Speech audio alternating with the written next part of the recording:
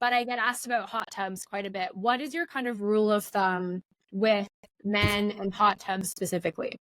You know, I think if someone's using a hot tub every day, and I do know people who do that, especially like construction workers and so forth. They've got hot tubs, they come home, they're in it every day.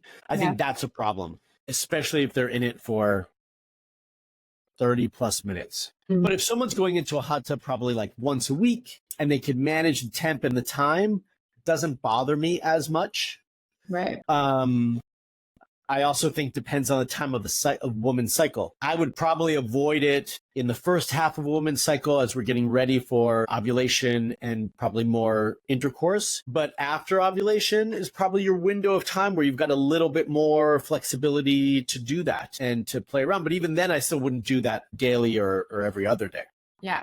And I would imagine someone who's working in construction with a very active job is also probably very hot and sweaty all day, especially if you're in a hot climate and now you're getting into a hot water. You're basically just hot for 10 hours every single day. We have to take, you know, your day-to-day lifestyle into consideration, I think is a great point in terms of how much heat could you tolerate. Someone who has more airflow and flexibility and is up and down and is in like a controlled temperature environment through the day might get away with more heat exposure in a hot tub versus someone who is just already, you know, having a detriment from their day-to-day life from a heat perspective. So that's a really great point.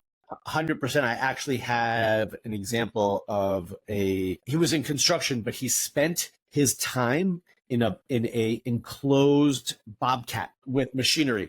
Yep. And it's in the middle of summer. It's hot as hell. It's 10 to 15 degrees hotter in there. And he's spending 7 hours of his day in this cabin. And so we were having a conversation about how are we going to manage that?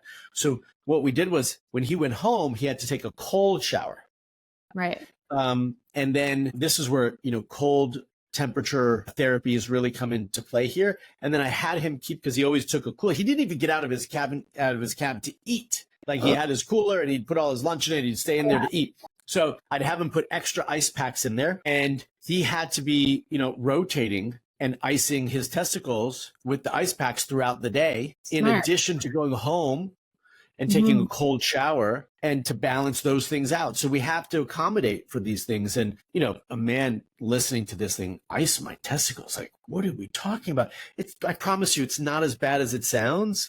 It's not directly on the skin. Right. It's not directly on the skin. There's a layer between. It's keeping them cooler. Yeah. You know, in a hot situation, it probably feels really good, you know, so I think those are some things we have to accommodate for. I think there's like a whole market here for testicle ice packs. We might have just make them. Perfect. You'll love the name. You'll love the name. Cool balls. Yes.